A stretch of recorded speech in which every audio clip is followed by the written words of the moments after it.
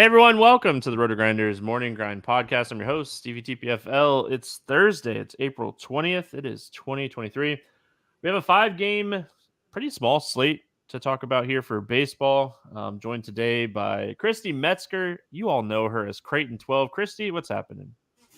Hey, not too much, Stevie. Actually, it's been a pretty good day. Had a really good baseball slate. I ended up tying in the FanDuel queue today. I had the same lineup as someone else, so I got to do a little playoff tomorrow. So stacked a lot of the Cardinals, which a lot of people did. But yeah, good slate. Hopefully, we can keep the good momentum going on and get some good plays for tomorrow. Yeah, it's just one of those things. Like, if you could pick any other slate, like, congrats. I'm glad that you're getting to play a playoff. But could you pick any other slate? Like, give us Friday's slate. Oh, Let exactly. us play our tiebreaker Oh. on Friday. I mean, we'll get through this slate. Not a lot of pitching, a lot of bats. I mean, I had a good slate too. I had a really good team going that had Scherzer, so I was very tilted. I I'm know. past the tilt now. Exactly. Yeah. So, yeah, I don't know. I don't know. Rogers was my highest owned pitcher, so that him getting hurt kind of stunk. And then, like I said, I had a lot of Scherzer as well. So, he was on. I had a team at like 190 something with Scherzer. So, Oh, no. Yeah, it would that have it would have done really well. I think you never know. You never know. He could have went out and got blown up the next inning. So you just got to let it go and move on. I have something in my eye and it's driving me crazy. But outside of that, everything's great. We got, like I said, nice little 5-game slate to talk about, and we'll jump right into it. I mean, we're going to start with the game that I feel like a lot of people are going to want us to talk about anyway. So we got Cincinnati at Pittsburgh. We got Weaver against Contreras. This game is currently sitting at a 9 total, and the Pirates are a 154 favorite, which I find very interesting. Luke Weaver coming off of the IL here. I mean, this is a guy that has shown promise, I think is the best way to put it here in the past. I mean, talented pitcher from my hometown, actually. Is he So really? yeah, Cool. he is. So, I mean, I was able to find a little bit of, pitch count stuff from the minors. It's kind of tough to find every once in a while, but he threw 140 pitches in his 2 rehab starts. He threw 9 innings, had 9 strikeouts, allowed 1 home run. But all the advanced numbers look pretty good in those 2 outings. So the fact that he got, I don't even know what the breakdown was. I would assume it's probably like 60, 80 pitch count wise. I'm assuming that if he's pitching well, he'll go 80 to 85 pitches here. What are your thoughts here on Luke Weaver at 5,900? Yeah, it's a tough one. I mean, like you said, he has shown a lot of promise in the past. Like you said, 5,900. I probably have more interest in the Pittsburgh bats, actually. But, if you're looking for value, pitching is so tough today that I certainly could see that you could make a case for him. But for me, I probably have more interest in the Pittsburgh side. Yeah, I mean, he's going to be in play for me. I don't know. Okay, this pitching slate is atrocious. I mean, let's just say that just start there. And I think Contreras on the other side of this game is going to be pretty popular. So, I mean, first game back out of Coors for Pittsburgh. They get they go from like one of the best hitting environments to one of the worst hitting environments in baseball. It's a huge ballpark upgrade for Weaver. I mean, if he gets 80 to 85 pitches, gives up a couple runs, and strikes out 4 to 6 guys, it might be enough today. So, I mean, I'm tempering my expectations. I always do that when I have guys coming off the IL, a guy that, struggled with some power last season as well. But overall, I mean, he has talent. So I don't mind potentially taking some shots here on Weaver at 5,900. So, and I do, like I said, everything that I've read is, I mean, 80 to 85 pitches seems super doable if he's pitching well. And I mean, that's at the end of the day, what's the most important thing is his pitch count. Absolutely. All right, Contreras on the other side. I mean, Contreras is not good either. The Reds are just not good. I mean, I think Contreras is going to be pretty chalky at 6,400 today on DraftKings. FanDuel, I think a lot of people are going to pay up for Senga. But I do think like Contreras is still valuable on FanDuel as well. I mean, you're really just kind of worried about 2 or 3 guys, and this ballpark's a huge downgrade for these bats. So what are your thoughts here on Contreras? Yeah, I do have interest in him on DraftKings. Like you said, he's just 6,400. There are a couple of bats on the Cincinnati side that you do have to worry about. But overall, I'm willing to take a shot on him. And yeah, and I don't even mind him on FanDuel either. Like you said, I think you're right. Most people are going to look at Senga over there, but I think he's fine. But on DraftKings, I certainly do have interest, and we'll definitely include him in the mix. Yeah, I mean, both of these pitchers are in play. I mean, this is there's nothing great about either side of the bats, but I mean, to kind of give everybody an idea, like every game has an 8.5 or better total on the slate. So like pitching is not going to be great. We are going to have 1 or 2 guys that probably go out and throw solid games, and you're going to hope that you have those guys. And I mean, I could see it being either one of these guys, but let's talk about the Cincinnati bats. Anything standing out to you here against Contreras?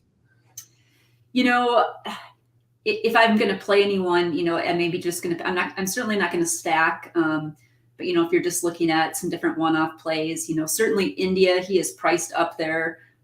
You could take a shot at someone like him. If you're looking more, just for some value and stuff too, you could put Friedel in there, Myers. But for me, I'm really mostly going to probably just stay away. I mean, in Cincinnati does strike out quite a bit too. So I think that's, Contreras certainly has that going for him. So I'll probably stay away. If you do want to take a chance, I'd probably rather stack against him and hope he's not pitching well. So yeah, not a lot for me. Yeah, I mean, the one thing that he does struggle with is like power lefties. And I mean, Friedel, I don't even know if I'd consider him like a power lefty, but he is a guy that tends to hit the ball on the ground more. And Contreras has a 42.5% fly ball rate, so he benefits a little bit from this matchup. Contreras' strikeout rate goes down against left-handed hitters as well. So Friedel, Fraley, Vossler, I think would be the 3 that I'd be looking at here. But again, like one of the reasons that everyone's going to have Contreras or have interest in Contreras is the bats are just not great. So that's why it's so tough to say, hey, let's stack Cincinnati. I could definitely see a mini stack with the 3 lefties. But I don't even love that. Like Vossler, he has decent ISO numbers this season, but he's striking out at an insanely high clip. So it's a tough situation, and the ballpark's not great. Yeah, exactly. Pittsburgh bats. I mean, if Weaver's not right, this is a spot we could definitely see. Pittsburgh is a team that is very hit or miss, especially with Cruz out. They can platoon some of these left-handed bats in. They all strike out at a pretty high clip, though. So one of the reasons that I have interest in Weaver is because of the strikeouts. But if Weaver's not right, I think looking at like a 3-man or a 4-man, like if you want to do like a 4-4 or a 3-5 or something, I could see using Pittsburgh as like a secondary stack in either one of those scenarios. Yeah, I completely agree. I think, like you said, if he's not right, they certainly have some potential. Brian Reynolds is priced up there, but I like him. You've got McCutchen, you've got Hayes, and then you've got some cheap value pieces in there too. Castro, Sawinski, if he's in the lineup too. So yeah, I certainly don't mind that at all, and think there's some potential to put up some runs for sure. Yeah, my favorite bat would be Reynolds and Swazinski. Like those would be the 2 guys that I'd focus on the most. But I'd be trying to find a 3rd piece, like I said, or a 4th piece if you want to do a secondary stack. So, all right, what's up, YouTube? Hope everyone's having a fantastic Wednesday night. See you guys talking over there, hanging out. Thank you. I didn't know. Josh said that Tatis is minimum salary on DraftKings. He is 2K, and he's 4,500 on FanDuel. So they priced him up, and DraftKings has him at the bottom. Yeah, so wonderful. I know. All right, so we'll talk about that when we get there. But obviously, the talent, that price. Thanks for pointing that out, Josh. Sounds like Christy already knew it, but I did not. So I did not see that.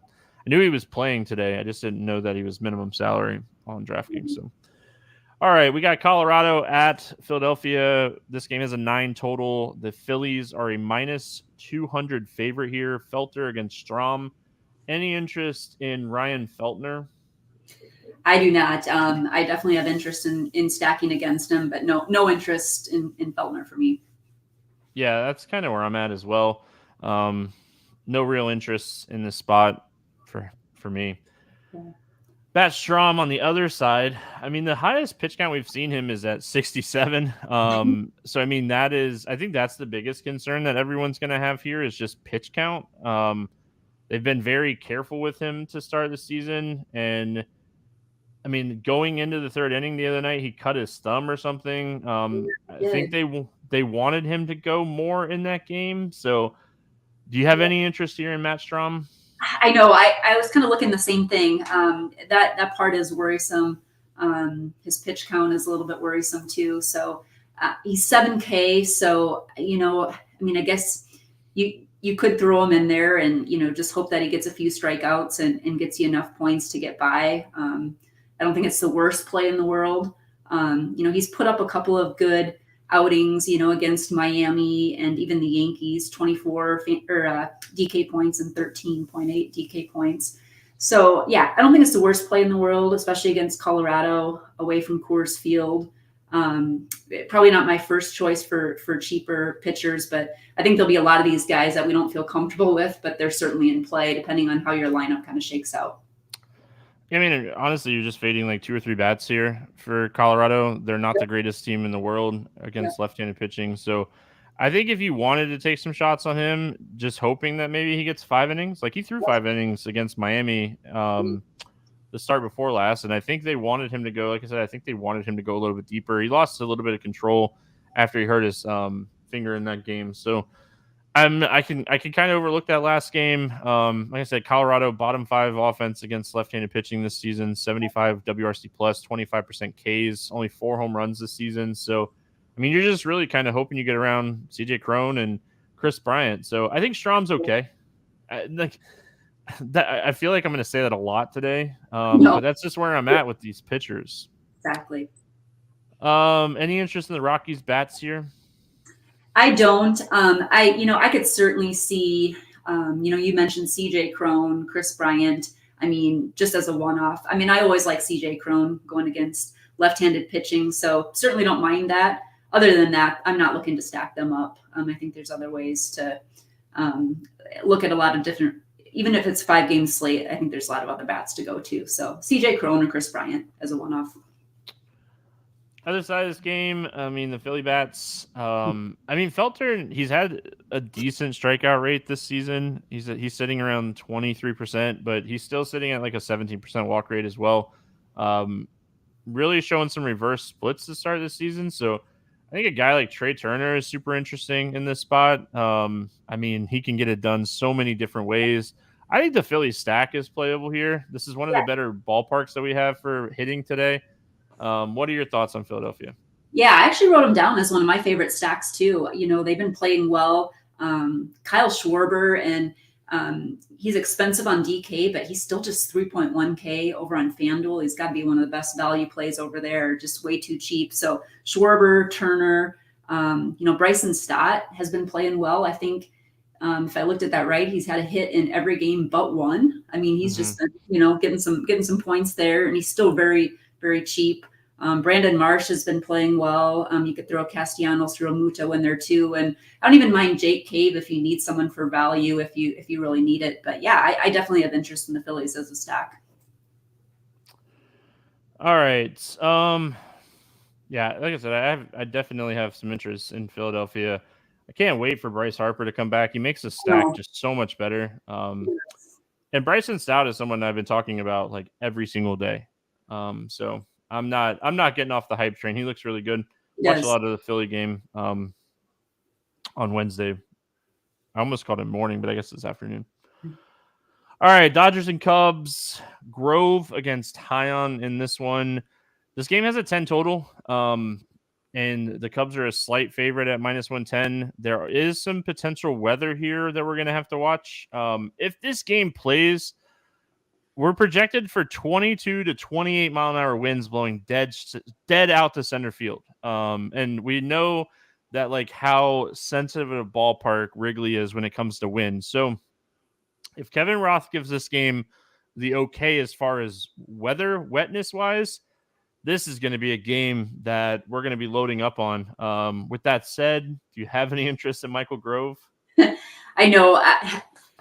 No, I really don't, because if it is, like you said, if this game plays and the wind and everything is like we think it's going to be, it's just going to be a great game to target bats. And there's a lot of great plays up and down the lineup on both sides. So yeah, I really don't have a ton of interest really in either side just because of the weather.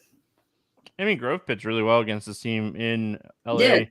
The last time out. I'm just honestly, even on a small slate, I'm not taking any pitcher in Wrigley with 22 to 28 mile an hour winds. Like, we're gonna look at Weather Edge tomorrow, and it's gonna tell us like plus 30% runs, plus 30% home runs. Like, and that might be on the low end if it's gonna be that much wind. So, and if it's gonna be wet, like drizzling and rainy, like I don't want to take pitchers in that kind of situation.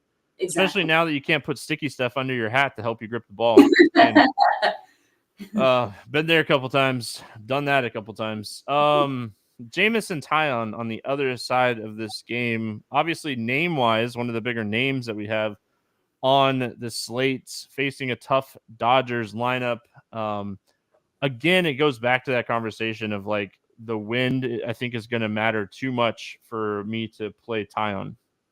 Yep, completely agree. And I was kind of looking at too, Dodgers are second in home runs as a team this year. So yeah, they just have a lot of potential to hit some out with Freeman and Muncy and Outman and JD Martinez. I don't know, Betts, is he still out on paternity leave? I think he is. But yeah, I mean, there's just a lot of good guys in that lineup that are going to look really good in Wrigley tomorrow. Yeah, I mean, again, like if the wind wasn't such a huge factor here, I would take some shots on Tyon's talent. I would too. Yeah, but I just can't do it. Bats wise on the Dodgers side, I mean, this is a stack. If the wind is going to be this crazy and the weather is going to be okay, like I'm fully stacking the Dodgers and the Cubs. Like 20 to 25 mile an hour winds. Like I said, I think it's like 22 to 28 mile an hour winds. Like that's just too high not to have interest here. Yeah, I completely agree. And, you look at guys like Freeman and Muncy. I mean, they've both hit a couple of home runs here. They've had multi-home run games here within the last couple of weeks. Outman has just been playing really, really great. And he's improved in the batting order quite a bit too. Martinez, like I said. And then on the Cubs side too, Bellinger has to be one of the, top value plays. He's just 3.3K on DraftKings. Absolutely love that play. Ian Happ, Patrick Wisdom, Suzuki, Nico Horner. I mean, all those guys. So yeah, ton of interest in stacking up this game for sure. Yeah. And then, I mean, you mentioned the Cubs. I think this is a great spot for the Cubs. Not only do they give you some power upside, I mean, they give you some stolen base upside as well. So I like both sides of this game. This is like one of those games that if Roth gives it, like I honestly, like part of me is like just X this game out and like postpone it. I know. And then the other half of me is like people will overthink this game, and I can make 4-4 stacks of this game and be okay, So I mean, you let other people make some mistakes sometimes, and if the wind is going to be that crazy, you let them make mistakes here. Yeah, and you brought up the Cubs too. Yeah, they're third in stolen bases. They have 22 this year, so that's a really good point. Yeah, just a lot of ways to get points here. All right, moving on. San Diego at Arizona. 9.5 total in this game. Padres a slight 125 favorite. Nelson and Waka facing off against each other. Any interest here in Michael Waka? I can see certainly throwing him, in the pool. I mean, I think he's okay. I mean, he has had a good outing. He played really well against Atlanta. Had a tough first outing against Colorado, and his last outing against Milwaukee wasn't good. But again, the pitching is just really, really tough to come by on this slate. So, I think you're just going to have to get there's just going to be some uncomfortable plays for sure. So I could see playing him. Is he my favorite? No. But I certainly think I certainly think he's an option. I mean, my biggest concern with him in this game is Arizona is going to have the roof open in this game, and he has been struggling with fly balls. So, I mean, I definitely worry about like home runs here. I mean, Milwaukee hit a couple against him, and he pitched really good against Atlanta. He pitched really good. Like there was like his advanced stats backed it up. Like he pitched really good in that game. So, he was actually, if anything, a little unlucky against Milwaukee. But I mean, when you're getting hit like that and you have a 500 BABIP, like you probably just got hit really hard.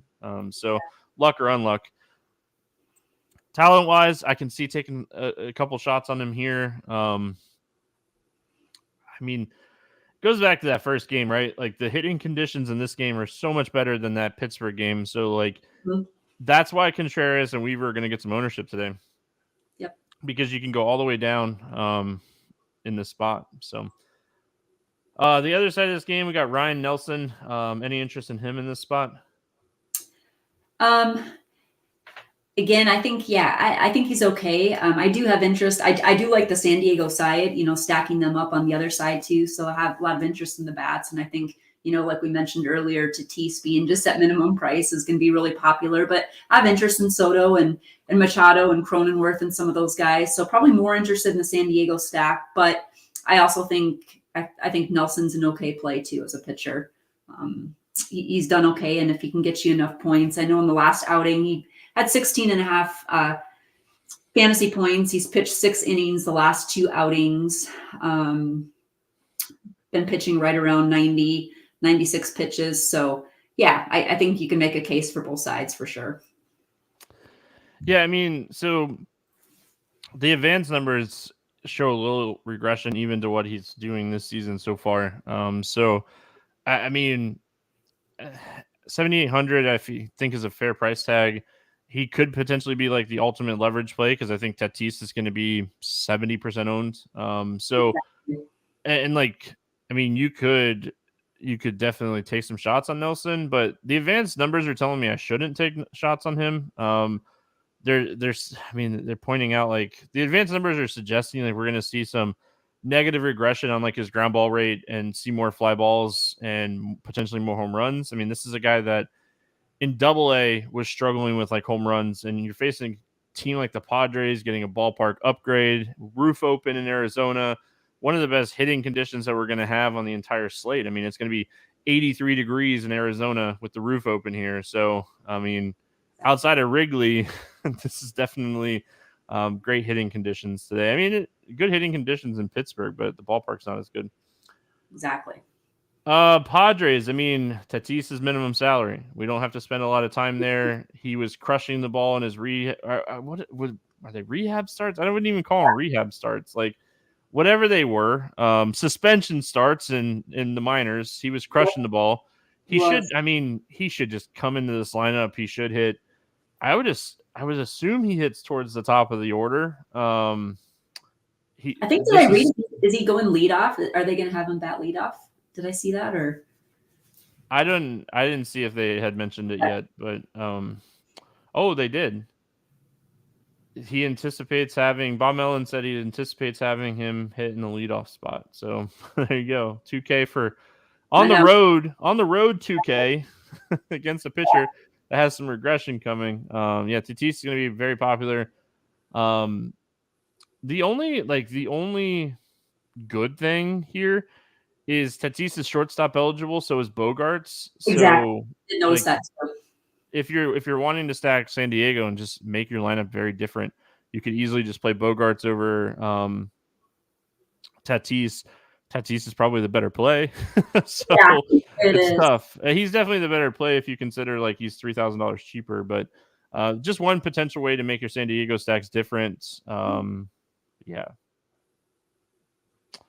What are your thoughts when it comes to the Padres? Yeah, I do. I like them. I do have a lot of interest. And like you said, with Tatis being minimum price makes it work. I like him. I really like Juan Soto a lot, Machado. And then I really like Jake Cronenworth, and he's really cheap. He's a good value piece too. We just saw him hit 2 home runs here just a few days ago. So those are the four that I'm probably looking to build around. Like you said, you can't play Bogarts and Tatis. But yeah, those are the four that I probably have the most interest in my San Diego stacks. Arizona against Walker. Like I said, Walker is a guy that, can struggle with home runs from time to time. Arizona is a team that they can hit home runs, but they also get on and they steal some bases. So I don't mind Arizona as like a secondary. I think the more I think about this slate, the more I'm going to build like 4-4 type of builds anyway. So I think like this could be like a secondary, but really like a 4-4 type of stack lineup. I like that. And I do too. I think Arizona is a great secondary stack. I mean, like you said, they have stolen base upside. They have 18 stolen bases on the year. Marte, Corbin Carroll has been playing really, really well. Rojas, Walker, and Pavin Smith, if he's in the lineup. I know he had a grand slam the other night. So yeah, there's some cheap pieces in there that really make that stack work too. So I think they're a really good secondary stack. All right, we finished it out with the Mets and the Giants. Senga against Sean Manaea. 8.5 total, lowest total that we have on the slate. Mets 126 favorites. All right, let's talk about Cody Senga. I mean, very, very popular last start against Oakland and kind of busted in that spot. What are your thoughts about him in this spot against San Francisco? He's so expensive, $11K plus on FanDuel, 10.3 on DraftKings. So he's definitely expensive. There's definitely enough value to make it work. And because the pitching slate is so tough, I think he is going to be popular just because there's just not a lot to go with, not a lot to work with. And I think he's fine. Against San Francisco, Giants strike out a lot too. So I think there's definitely some opportunity there. So yeah, I definitely have interest in him just because of the way the slate is. Normally, I'd probably look at him being way overpriced, but I think because of the nature of the slate, definitely have interest. Yeah, someone that like his home run to fly ball ratio might actually come down a little bit from everything that we've read about him. A really interesting play here. The strikeout stuff is, kind of what we're looking for in general. When you have a small slate like this, a guy that can have a 30% K rate, everything I've read kind of projects him to finish around like a 23 to 26% K rate guy. He's not like expected to be like this elite arm, but he is a top 50 prospect in baseball. Prospect or rookie, like what do you want to call him? It's really tough to say like a 30-year-old guy is a prospect in my opinion. I know. Yeah, so he has a really above average splitter. He's gonna generate strikes and swing and misses with the splitter. He also throws like a fastball cutter like mix. And he has a good fastball. He's gonna strike guys out. Like there's no doubt about it. He's gonna strike some guys out. And on a slate with limiting pitching, yeah, I'm going back to the well on him for sure. Sean Manaea, 9,900 for Sean Manaea. I will say, like, I do like left-handed pitching against the Mets. They're much better against right-handed pitching. But what the heck is this price tag? I know. Like, listen, this is a team that's very beatable by left-handed pitching. They only have 2 or 3 guys with big power numbers against lefties, and we could see Sean Manaea go out and have a really solid game. It's going to be somewhat tough to play him and Senga together at these price points. But, I definitely don't hate the idea of playing them against each other. Sean Manaea is a 23.5% K rate guy, really struggles with right-handed power, and they're going to leave some lefties in there for him. So I don't hate it. I don't love it. That's exactly how I feel too. And I know I was anxious to talk to you about it too, because I'm kind of having the same struggle. Like you said, there are a lot of left-handed bats in that lineup. You've got Lindor, Nimmo, Marte, not Marte, McNeil. And so, yeah, I think you could play both, and there's certainly enough value to do that. I could see him doing fine. He also does struggle at times. But again, because of the slate that we're dealt with, I think he's definitely in play. Yeah. Let's talk bats here. This is where it kind of gets tough. Like when Mania does struggle is with right-handed power. Marte is banged up right now for the Mets. We'll see if he's back or not. It was like neck stiffness, and I mean that happened yesterday or Wednesday. Whenever you listen to this podcast, like Alonso's a top end option. I mean the ballpark's not great, but like the polar bear can hit it out of anywhere. But after that, I mean, it kind of gets murky. I mean, you got Pham, who's kind of cheap that you could potentially take some shots on here. But, I mean, I'm not going out of my way to attack Mania. If I'm doing it, it's with right-handed power. Yeah, exactly. For me, it would probably be a one-off with Pete Alonso, honestly, just because, he's just great no matter what, and he gets the left-handed Mania. But, yeah, not a ton of interest, really, on the Mets. I just think there's a lot of other good stacks that we talked about previously. So more a one-off for me too. Giants bats. I mean, they're the ultimate hedge stack today. Yeah. I mean, like if you just wanted to just blindly stack them with some lefties here and hope that like Senga just struggles. I mean, game theory wise and like thinking about like ownership and stuff, like they're the ultimate like contrarian stack today. Yeah, they really are on a small game slate. Absolutely. Because no one's going to play them, that's for sure. So very, very contrarian upside play in that regard. Yeah, I mean, that's the only way that I think I'd play. I mean, I'm like going to try to play some one-offs here. Like Jock Peterson, one of their power lefties, dealing with a wrist on the IL. So like you're not even getting like one of the better power hitters in this lineup. So Conforto's banged up. Like it goes back to why we like Senga so much right now than anything else. But I think if you just approach it from like a game theory perspective and say, hey, this might be one of those spots that they're very low owns, and if it works out, it's huge. Like it's just you're gaining so much on the field if it works out. Absolutely. Yep, I couldn't agree more. All right, let's play the morning grind game, and then we will get out of here. DraftKings under 8,000 to get 6 or more strikeouts. Who do you got? I am going to go with Contreras. I'm going to go with Weaver. I mean, I think those are the two guys. I really hope we get some kind of news on like Strom's pitch count. I think those are the three guys that I'm going to play with some like Mania and Senga, and I don't feel good about it. I know. Over 8K to score under 15. Who's your bust today? My bust today, I am going to go with if the game plays, I'm going to go with Tyon. Yeah. Well, if it doesn't play, he's going to score under 15, so win-win. Yeah. I'm going to go Waka.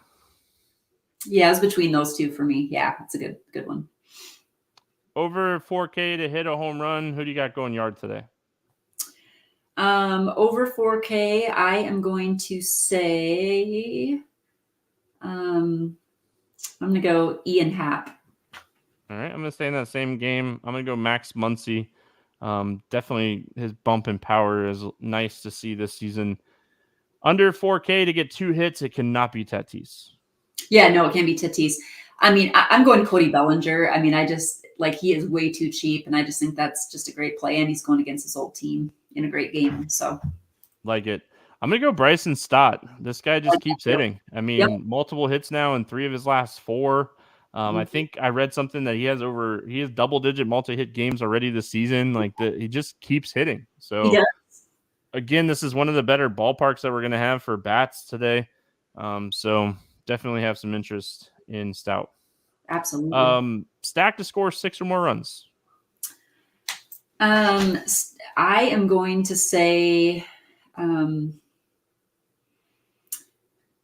mean, of course, we like the Dodgers game there too, but I'm actually going to go Philly. I like that stack, and I think they put up some runs. All right, you took mine.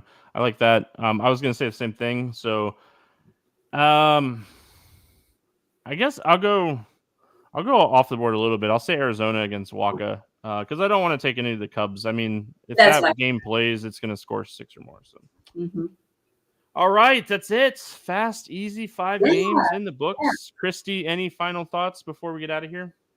No, very interesting slate, like you said. Great breaking it down with you, and good to see you as always. Thanks, Stevie. Thanks for joining. That's going to wrap it up here for Thursday. If you haven't already, make sure you head on over to the RotoGrinders Morning Grind YouTube page. Hit that subscribe button. We're at 445. I appreciate every one of you. We started the baseball season right under 200. So everyone hopping on and hitting the subscribe button for us. Keep helping us out. Let's get over 1,000 before the end of the year and keep growing the channel. So thanks, everyone. Thanks for hanging out, everyone that's in YouTube. And we'll be back tomorrow. Have a fantastic Thursday. We'll see you again on Friday.